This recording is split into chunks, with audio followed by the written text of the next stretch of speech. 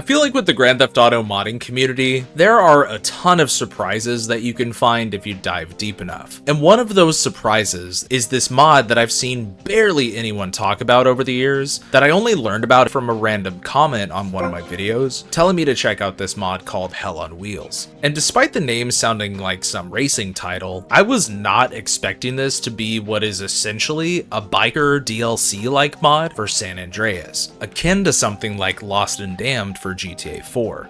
With this mod releasing all the way back in 2012 by the user Big Mitch Baker over on GTA forums, who goes by Skeptical Jesus on YouTube nowadays. And for this being released in 2012, I'm wondering why the hell I'm only just now hearing about this recently. So let's kickstart our bike and round up our brothers to roll on some deadbeats in Hell on Wheels.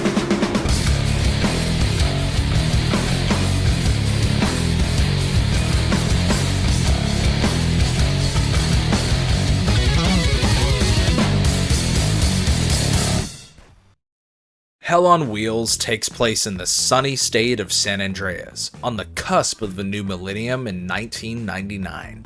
With everyone across the state awaiting the end of the world with Y2K, and celebrities of famous action movies running for governor, and even a full-on civil war taking place in the hills of San Andreas, you really get the vibe that this is what the state might have looked like at the turn of the century among this time period. During all of this chaos, we find ourselves playing as Snake Williams, a lieutenant of the Desert Cobras Motorcycle Club, with the charter's sole purpose to be the last bastion of freedom within this corporate hellscape of the US, with their charter located in the outskirts of Las Venturas out in Fort Carson. Snake was recently released from jail under mysterious circumstances, but immediately joins back with his brothers to get back to work setting up the Cobras as a dominant force within the region. As Snake and his charter start making moves across the state, their whole world will collapse into a tale of revenge, betrayal, and redemption. While some of the writing in this mod teeters on the edge of imitating Rockstar's vibe and 4chan level edginess, there's a fairly entertaining tale to be told here within this mod, and it takes some very interesting turns throughout the experience, with the story definitely being this mod's best thing to offer if you can actually make it through the entire thing, as we'll talk about later. But Hell on Wheels' take on a late 90s San Andreas does a fantastic job at showing how much this state has unraveled during these hectic times at the end of the century, with of course a great biker story attached to it. Since this is a biker-themed mod, Snake's club, the Desert Cobras, aren't going to be the only motorcycle gang patrolling the roads of San Andreas. Despite their hold over Fort Carson, they have to keep an eye out for the Paradise gang over in Las Venturas, which are longtime rivals of the Cobras. They're a collection of thieves and hustlers who run a lot of the meth and drug businesses out here in the state, while doing dirty work for the mafia and triads running the casinos. Or there's the Bastards down in the Los Santos region, an anarchist motorcycle club group who migrated over from England, who roam the streets of downtown Los Santos alongside the Grove Street families, who have essentially taken control of the entire east and south side of Los Santos ever since their rise to power in '92, and have kept their streets clean of drugs ever since. Between Los Santos and Las Venturas, you'll see the Steel Roses patrolling the roads out in Red County, an all-female MC who have their headquarters located at the Hilltop Farm just outside of Dillamore. Ran by Mean Gene, who we meet later in the story, is a pretty smart tactician who doesn't take any orders from no man, and her gang follows that same philosophy. Then every once in a while when you're riding around, you might find yourself riding alongside a pair of Jesus bikers or the occasional lone wolf, who don't really fall under any other patch and are more like reformed outlaw bikers. They're usually pretty peaceful for the most part, but are ready to throw down at a moment's notice if you end up messing with them. Over in the region of Tierra Robada, west of the clubhouse, there's been an uprising from the native community within the area, who are fighting to reclaim their land after the state broke from their treaty, leaving the indigenous population to fight back against the government, with those controlling the area now labeling themselves the Native Warriors, led by the chief of the local tribe in the Tierra Robada region. To the west of Los Santos, out in the hills of Angel Pine, you'll find the abhorrent white supremacist motorcycle group called the Violence Machine, who are a gang of poorly educated cousin fucker Nazis who fancy hijacking trucks out in the greater Angel Pine area, where they hide out in the hills, brew moonshine, and God knows what else up in those mountains. And then finally, there are the Angels of Death, that operate out of San Fierro and their makeshift clubhouse, who you might recognize from The Lost and Damned, a motorcycle gang that has been ruthlessly tearing up the streets across America, all the way from out east, and are looking to expand their reach within San Andreas. With all of these motorcycle gangs holding control over the state, it's up to the Desert Cobras in this mod to try and find out where exactly their club fits within all of this madness. With Hell on Wheels taking place closer to the turn of the century, you'll notice a few smaller changes to the map of San Andreas that will reflect some of the changing times. As you play throughout the story, there will be certain changes to different areas where it makes sense, like especially when it comes to the Bayside area halfway throughout the mod. In Bayside, there's an annual event that takes place called BIKEFEST, where all of the local biker gangs within the state meet up to compete in various extremities. It is essentially a huge dick-waving contest for all of the clubs. And every year when these bikers meet up in the town, Bayside descends into chaos, with different biker gangs unloading on each other, even with civilians around. And a small chunk of the story actually takes place here in Bayside during BikeFest, and it was a great inclusion to have with the mod. I haven't really seen something like this take place in another mod, like a big event like this, so it was really cool to see. You'll also find a few new NPCs walking around the map, like with some of the goths, with their pale skin, dark hair, and loaded makeup, showing that they're really sticking it to the man with their brand new style, while civilization barrels over a cliff. Or since floppy disks were replaced with SD cards eventually by the late 90s, the save icons are now replaced with these puppies. And there's going to be quite a few new vehicles roaming around the streets of San Andreas that also reflect the new age of technology that's around the corner. Like the new smart cars you'll see roaming around the streets at times, really bringing in the new eco-friendly era of vehicles to San Andreas. Or the new Hummer H2, which was actually released in 1999 and is a really popular choice amongst both actors and drug dealers across the state. Or there's the new Bobcat you'll find driving around the streets, which I'm pretty sure is the same Bobcat model from GTA 4, but it has a ton of different body styles, so each new one that you see driving around the streets will look a bit different. And speaking of GTA 4, there is a ton of new bike models from that game that are also ported to this mod, like the Venom, Angel, Gambler, and even a few new ones like the Sayonara, Warhorse, and more. But the one thing that sucks about the bikes is that they're using the original sounds of the bikes that they're replacing. So since the Venom replaces the PCJ 600, instead of it sounding like this beast of a motorcycle, it sounds like a crotch rocket. And this happens with a ton of the other motorcycles as well. Like, listen to this.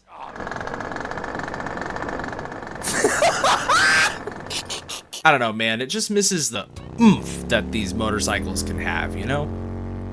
Which kind of reminds me, there are a few other vehicle models that are added to the mod as well, like the Windsor and a few others which I'll leave as a surprise. But with some of these, I personally find it weird that these new vehicle models use HD models because they stand out like a sore thumb. And in my opinion, a lot of mods that do this just make the cars look ugly compared to the rest of the game. Like they don't fit the art style whatsoever. In my opinion, it would have been better to have vehicles that were more in the style of San Andreas, but I get it. This was like 2012 when the mod released.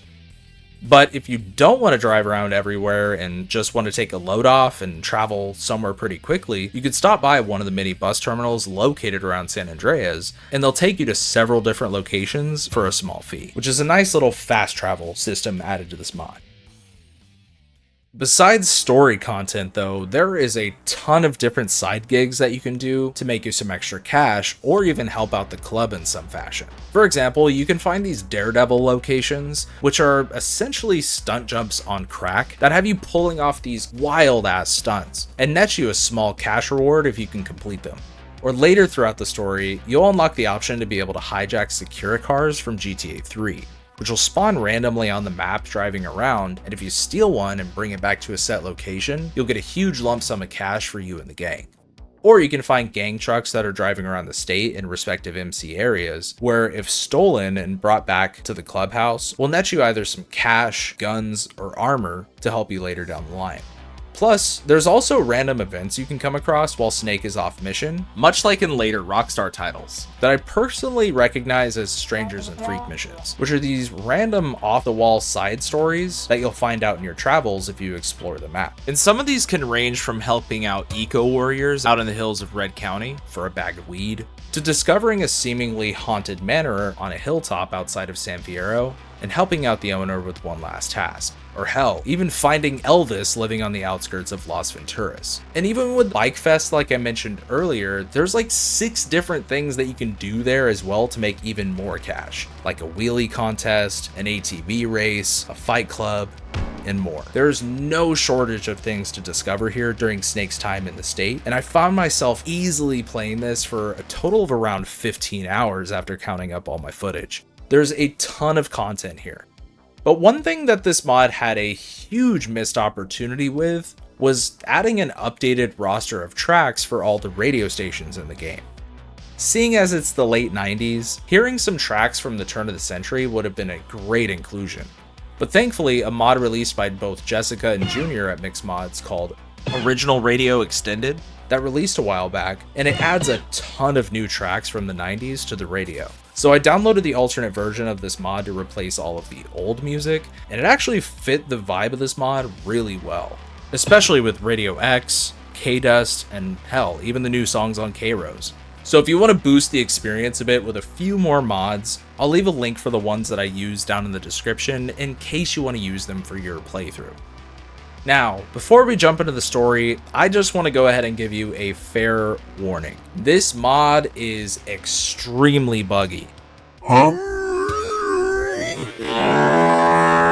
And before you start typing in the comments about those mods that I added, trust me, I've tested these things with and without the extra mods that I used. So it wasn't because of those. In fact, some of the mods that I used should have helped a little bit. But the mod author knows this and has pointed out some of the most major bugs over on the mods page on GTA forums. However, there were so many times that I would just have these random bugs pop up that it really took me a long time to get through this playthrough. Where are you going? Things like my save getting corrupted and not being able to progress with certain mission strings, completing certain mission strings would sometimes lock me out of other ones completely, and some missions would just crash halfway through, which really sucked for some of the longer missions later in the game. Also, the ammunitions and other storefronts across the state wouldn't even work for me, so finding guns, health, and armor pickups was the only way to stay strapped throughout the entire mod. Until I installed Z-Menu, of course, because god damn these bugs got really bad. Or this one time where a mission had Snake wear a certain hat for an outfit change, and after that mission, instead of the mod switching Snake's appearance back to normal, the hat just stayed on Snake for a good chunk of my playthrough. And the hat wouldn't have been so bad if Snake didn't decide to wear some funky ass earrings with it. However, one thing I thought was a nice inclusion early on was the addition of our characters having conversations during the rides to certain destinations. Unfortunately though, there's no voice acting inside of this, so you do end up having to read all the dialogue even while you're driving. But it was still nice to see here. But the mod author also tried to replicate the convoy riding mechanic from the Lost and Damned, where on certain missions, when you ride out with your gang, you'll gather in formation as you ride out to where you need to go. But it's more like a rudimentary version of it, with there not being any sort of healing mechanics from it at all, and your boys will typically lose control half the time.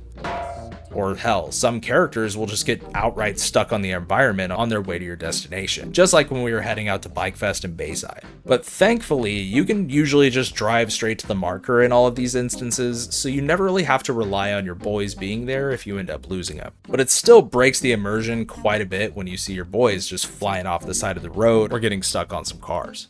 There were just so many glitches that I came across during my time with this mod, but I think my biggest complaint of them all definitely has to be with how often your save can become corrupt, or just how often you can get stuck with progressing through the damn story. Sorry, it happens so many times for me. So if you do plan on playing this, I'll leave another link down in the description for a load of save files for this mod specifically that should help you get through most of the story like they did for me. Plus, installing portable GTA can really help out with this mod because it'll dedicate all of your saves to the mod's directory itself, which doesn't affect any of your other saves you might have on hand for San Andreas.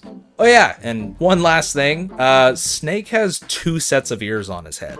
Yeah, I don't know what they were doing for this model, like if there's 2 heads here or something like that, but I finally noticed this on like the last mission, and I just thought it was funny.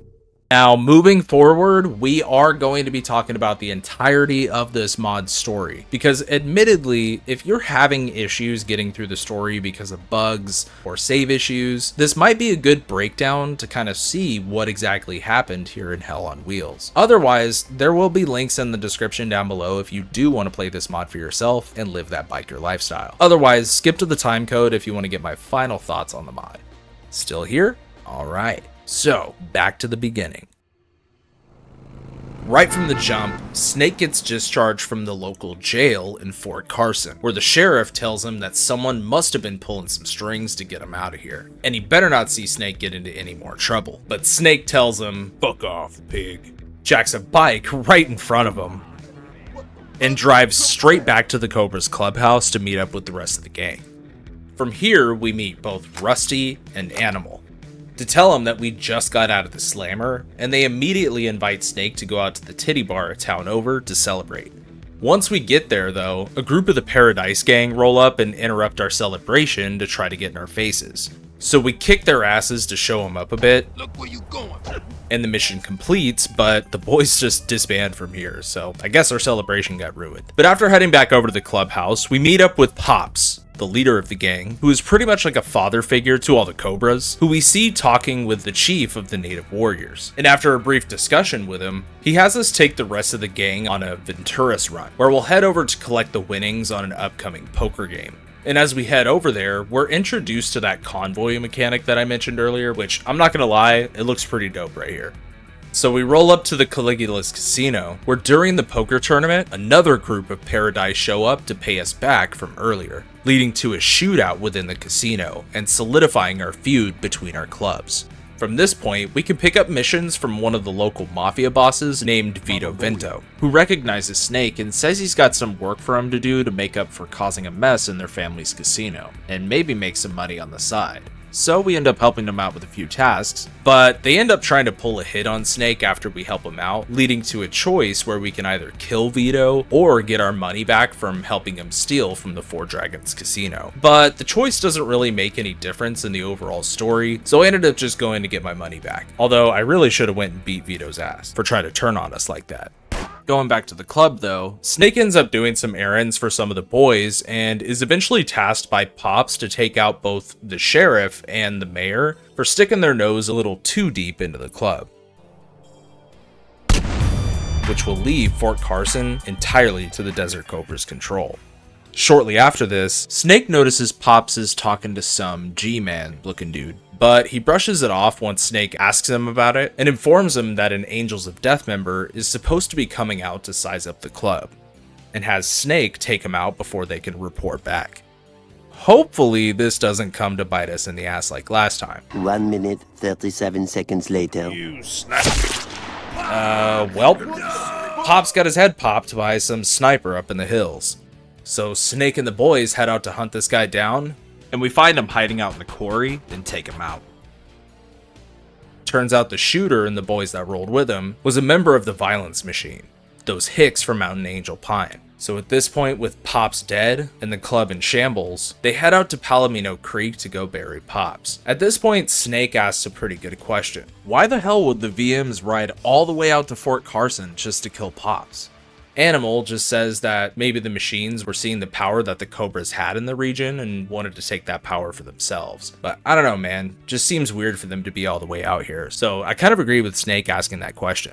But as we head out to Palomino Creek, we have to avoid a bunch of Paradise who are trying to stop us from getting there. But we eventually get Pops out to his plot, where after the funeral, we end up meeting Chief Hill, where we learn that Pops was a good friend of the tribe, and the chief asks if we can follow through on his promises that he kept to him and his people. And so Snake agrees, but afterwards, the boys end up regrouping to figure out their next move. An animal steps in to take control, and he suggests that we need to focus our efforts towards taking out the Paradise before it's too late. But Snake is ready to head to Whetstone and take all the VMs out for revenge. Rusty rightfully questions him in this moment, but Animal does have seniority since he was VP, and his plan isn't too bad. We can easily take out the PODs. So we take his advice and head out to Las Venturas once more to take out their club president in a very similar manner to how Pops went out. And then shortly after this, we go undercover dressed as one of the PODs.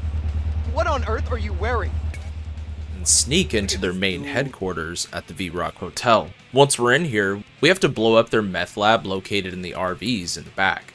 And once we detonate those bombs and blow everything to hell, we have to fight our way out of there and make our escape. So with their leader dead and their main source of income gone, the PODs are done for, and the Cobras now hold control over Las Venturas.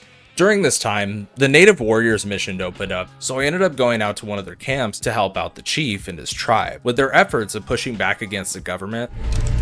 And this ends up turning into a couple of extremely fun missions where we distract the police and take them away from the tribe's blockade over on one of the bridges to San Fierro.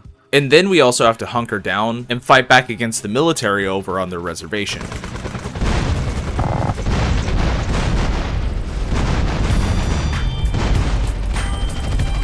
And this ended up helping us gain an extra ally in case we ever need one down the line. Heading back over to the clubhouse, Animal tells us that BIKEFEST is starting soon. BIKEFEST! But Snake is rightfully reluctant and wondering why the hell we just don't go after the violence machine instead during this time. But Animal makes a good point. Since BIKEFEST is gathering all of the biker charters out in the state over to Bayside, the VMs are bound to be over there. So we all head out and drive out to Bayside for BIKEFEST. BIKEFEST! Where we spend a good chunk of the game competing in the local events to flex our muscles. And while we're here, we end up competing in some of the local races, and after winning, we end up meeting Frenchy LaRoche, a retired stuntman turned racer after he broke his legs in a huge stunt accident, who Snake ends up befriending after winning against him in the major race event in BIKEFEST. And at this point, after all the fun and partying, we need to start looking for information and see if we can find out more about the VM's presence in town. But Rusty's rolling on acid here in the alleyway, and Animal, well, he's getting airhead, I guess. And turns out they haven't found out shit about these hicks that are in town. Thankfully, Frenchie let us know that Mean Gene, the leader of the Steel Roses, might know more about where the VMs are camped at. Also, Snake ended up asking Rusty for a tab, so now we gotta walk around Bayside with no waypoint at all while on acid to look for Mean Gene. Thankfully though, she's just like right around the corner, so this mission wasn't as annoying as I thought it would be. And once we get there, Snake ends up having some insane cotton mouth and can't get the words out. But thankfully, Frenchie knows Gene quite well and asks if we can talk about going after the violence machine since they're a common enemy. She agrees, but won't meet us until we sober up. So after a nap inside of a dumpster, Snake heads over to the docks to meet up with Gene. She ends up telling Snake that the violence machine have a camp over on the beach and agrees to help us ambush their little setup.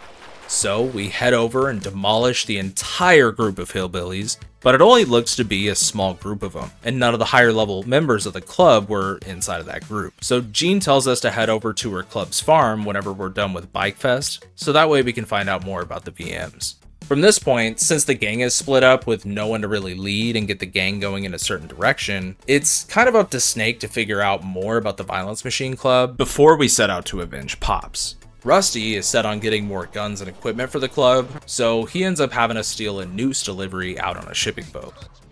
And shortly after this, I went ahead and took up Jean on our offer and headed out to the Roses Club over at the Hilltop Farm. But Snake ends up having to help out Jean with a few tasks at her club's farm before she'll spill the beans on the VMs. So after a few quite fun missions, she lets us know about the general whereabouts of the Violence Machine's moonshine operations, and tells us about their leader named Beardo. But right as she tells us all of this, some VMs suspiciously pull up and start attacking her farm. So we gotta help defend her farm from a bunch of Nazis.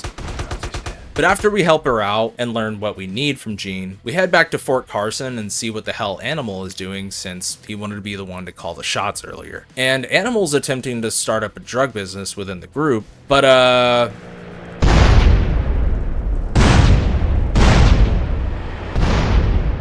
yeah, his meth lab gets destroyed, and he suggests that we meet up with a drug dealer that he knows out in downtown Los Santos. But he tells us that when we head out there, we need to watch out for Grove Street families since they don't want any drugs on their turf. And, okay, what the fuck, Animal? Show some respect, dude. That's Grove Street you're talking about. And this was about the time that I lost all respect for this character. But we end up riding out to meet Sheik and buy some chemicals off of him, and he asks Snake what he's going to end up doing with the money that he makes from this deal. And after a brief discussion, he suggests that we meet up with him later to do some extra work. So after we deliver the goods and defend it from some of Grove Street, we end up taking him up on his offer and meet him over at his club, the Alhambra in Los Santos, where he properly introduces himself and his right hand, Beat Up, who, fittingly enough, is someone else's bitch now after he got his ass beat by Big Bear. And finally, we also meet one of Sheik's VIPs, Adolf Schwarzenegger, who, of course, is supposed to be an in-universe take on Arnold Schwarzenegger. Just a more German take on the actor, I guess, who we find out during another point in the story is actually running to be governor of the state of San Andreas. And after we get associated with everyone, we end up helping Sheik with some drug dealing business in Los Santos, and end up learning a little bit more about Sheik and Beat Up when Beat Up helps us on some missions. Eventually, we help Sheik and Beat Up personally check in on some drug dealers around town, but Grove Street ends up cornering us in their car, and they end up barreling right down into their hood. Man, this bridge never catches a break. Seriously, I wonder how many times the city has repaired this over the years. Anyways, Sweet steps out of his house and guns down both Sheik and Beat Up, and stops Snake in his tracks and asks him what the hell his business is here, saying that the Grove worked really hard to keep this shit off the streets. Snake and Sweet end up going back and forth until Snake punches Sweet's lights out because he's got a gun in his face, and then bolts the hell out of Grove Street before it's too late. And you know I kept my gat holstered because I'm not shooting any of the Grove family if I don't have to. But once we make it out of there, we end up hitting Adolf up before we leave town, and end up helping this sleazeball avoid getting outed by the paparazzi by getting some damning photos back from the Bastards MC that they had on him. And we also help him with some other things as well. Yikes. Hopefully helping this guy will help us later down the line. But as we leave town, there's a mission marker for the roses, and it turns out Mean Gene has a plan to help us get back at the violence machine. By gathering a bunch of the roses and cobras into one of the beer trucks that we stole for her, and get one of the VMs to hijack our truck, so that way we can pull off the Trojan horse on one of their compounds. So we end up doing just that, and tear apart one of their moonshining farms. But even after clearing out the farm, and Gene saying that the VM should die out within a week, but unfortunately, Beardo was nowhere to be found. At this point, we leave to regroup at one of the nearby gas stations, but Frenchie ends up disappearing from the pack, and Snake finds his bike parked outside of a logging factory by Mount Chiliad. So he heads in and finds that Frenchie got captured by some of the VMs here, and we end up having to save him from getting beaten to death. And once we do, he tells Snake that he's forever in his debt. With that in mind, Snake heads back over to meet with the rest of the gang at the gas station on the highway just south of Angel Pine. And from here, we all gather in deep into the trailer park that's run by the violence machine, and tear apart the rest of the operations that they have across Angel Pine and their clubhouse up in the hills. Of course, Beardo is hiding yet again, but Snake, on the other hand, might have an idea of where he could be. So we head up there while avoiding a VM and a chopper shooting rockets at us in this storm, and come face to face with the man who had Pops killed. This boss fight with Beardo starts at the top of the mountain and has us racing him down to the bottom before he can make his escape. And at this point we can finally put a bullet into this poor bastard. But before we do, he begs like a bitch and spills everything. telling Snake that this was the Angels of Death's plan the entire time. The Angels want to become the only motorcycle club across the US, and they want all biker charters to patch over, or they'll just kill them and take over their operations. But Pops didn't play ball, so Beardo's only chance to guarantee the violence machine stay together was to kill Pops and get patched over by the Angels. But Beardo made the wrong choice, so we get to choose to either kill him or let him. Well, that takes care of that. So now we head back over to Fort Carson and meet up with the club to figure out our next move. Snake ends up telling the rest of the boys what exactly went down on the base of that mountain, and also catches them up to speed on the Angels' plan to take over the state, and how Pops refused to patch over their club. And Rusty agrees with Snake that they need to take the fight to the Angels straight on at this point. But Animal, being the coward that he is, tells Snake that it's suicide and pulls a gun on him to try to get him to back down. But Rusty has Snake's back and tells Animal to stand down too. So Animal ends up staying behind at the clubhouse while the rest of the boys head over to San Fierro to take the Angels head on. But on the way there, they're stopped and captured by the FIB before they can even touch down in Easter Bay.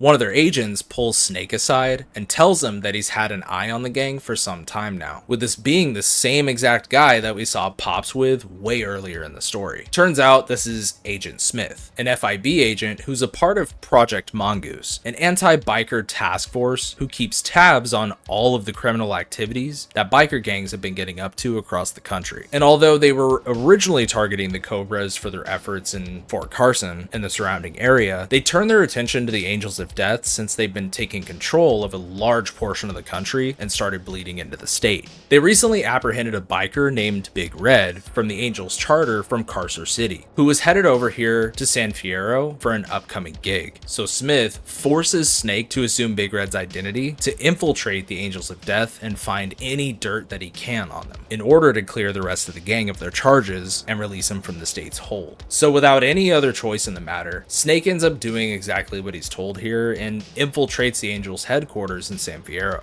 having Snake get comfy with all of the lowlives here in the gang. And after trying to find something incriminating on the Angels, like some drugs or illegal weapons, doing side hustles for their club, like trying to steal drugs from the Russians, which turns into this crazy boss fight, till the FIB eventually has Snake take pictures of their entire compound, and nearly gets caught doing so by both Gunner and Kodiak of the Angels. But they let him know that it's about time that they go hit up the job that Big Red traveled all the way over here for, where we help the Angels steal some gold bars that were printed at the local minting facility that are stashed inside of a safe in a secure car that was scheduled for delivery, that supposedly only Big Red can crack. After delivering the band to the compound and then sneaking off to get more information on the leader of the Angels, Lester, we find him over at Memorial Park near the Angels clubhouse.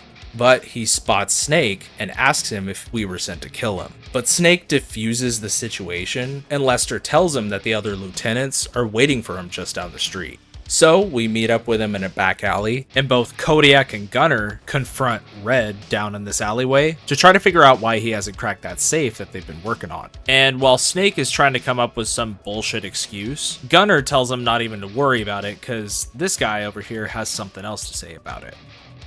And it's none other than fucking Animal. You cheating, racist rat. I fucking knew it. Busted. Straight busted. Turns out Animal has been working with the Angels this entire time and had this hit set up on Pops in the first place, since he felt that the Angels were just gonna roll in and take over the place anyway. Snake calls him out for being a rat, and then Animal calls him out for working with the feds. This puts Gunner into a rage, and he ends up shooting Snake, leaving him for dead down in this alley. And the screen cuts to black. The next thing we see is Snake at Pop's grave, with him telling Pops the bad news about what's gone down since he's passed away. But Pops rises out of his grave and several zombies start appearing out of the fog around him. A dream/nightmare sequence, the most played out trope in gaming at this point, even for 2012 standards. But hey, while we're stuck here, we need to find any survivors we can around here and try to escape. And we find Gene, Rusty, and Frenchie in here with us. And after we get them all gathered up, we head towards the docks outside of town to take a boat. But the others end up disappearing behind us, and there's no boat at the dock, leaving Snake stuck while the undead file in towards them. Then, abruptly, Snake wakes up on a cliff with someone calling out to him on the far side of it. Turns out, it's Pops, just waiting for us out here. Snake is happy to see him And tells him how he finally found his killers.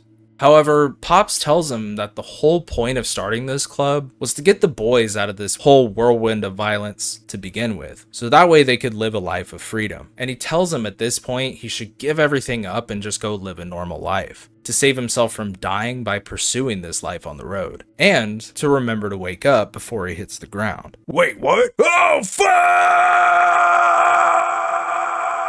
And crash. No, I'm kidding. But I'm just giving you the immersive experience, because this happened to be about the first 3 times that I tried playing this mission. Thankfully though, Snake does end up listening to Pops and wakes up before he hits the ground, with a paramedic sitting over him checking his wounds. So he brushes off the medic and heads off to meet back with Agent Smith. Smith at this point pretty much tells Snake to kick rocks since our cover's been blown, leaving the rest of the gang stuck in state custody. So with nowhere else to go, Snake heads back to the Angels clubhouse and tears down the entire place, including the safe that we ended up stealing with them earlier. But it looks like Animal or Gunner weren't anywhere to be seen. However, Kodiak and a good chunk of the Angels are driving around the streets of San Fierro. So we execute Kodiak and a few of his squad mates, but at this point the Angels are going to be out for blood. And then Snake takes up Frenchie on his offer and sees if he can take him back over to the clubhouse to come up with some sort of plan. As Snake and Frenchie are heading back home, Snake catches Frenchie up on what's happened since the last time they met up. And Frenchie mentions it's too bad that their gang is in a bunch of VMs, since Adolf probably would have pardoned the gang since he ended up winning the race for mayor. Snake, shocked by the news, pulls over and turns back around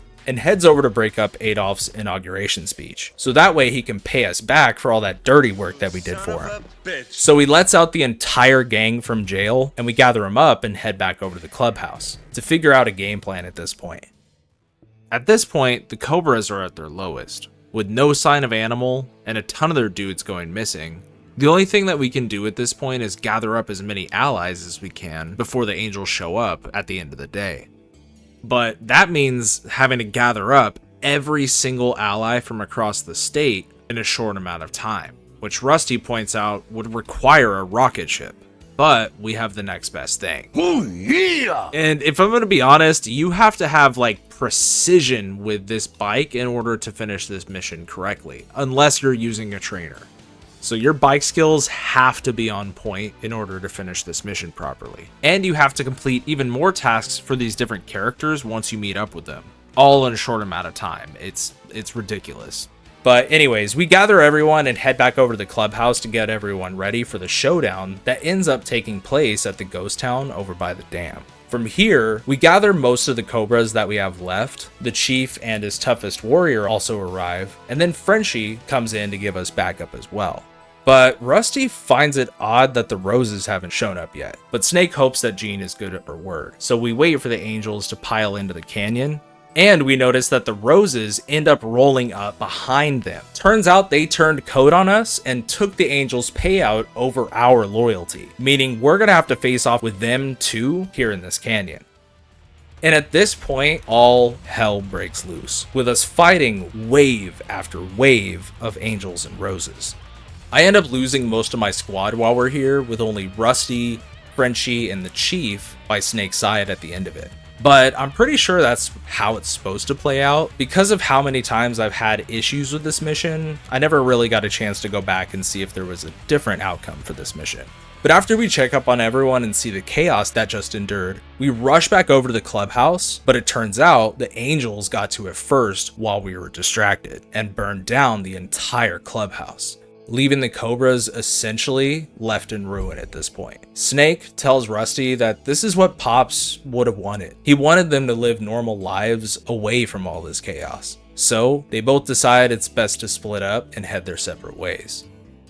And at this point, this is where I thought the mod would finally end. But this mod does something so unique that I haven't seen another story mod pull off like this for GTA. Or at least not in this manner. Where the mod gives us an epilogue sequence to play through that flashes us roughly 13 years into the future in 2012. Where Snake, who goes by his first name Gordon now, is living a normal life out in El Cobrados, where he has a 9-to-5 job and lives with his new lady, Michelle. Gordon now has a boring desk job with a manager who treats him like shit. When finally, on today of all days, something interesting happens at his job, with the printer catching fire right in front of a coworker. So Gordon rushes over to the lunch area to grab a fire extinguisher and saves the entire office, with his boss mentioning that he guesses Gordon isn't as dumb as he looks. Fucking asshole. After this, Gordon meets his work buddy Lenny over at the break area and tells him how he's tired of all this 9-to-5 bullshit. But Lenny says it won't really matter soon since the end of the world is coming with all that Mayan calendar stuff. But Gordon's been around all this end of the world crap before with Y2K. And as they go out for a smoke, Lenny mentions how it sucks that their boss has this nice car while they end up doing all the work for shit pay.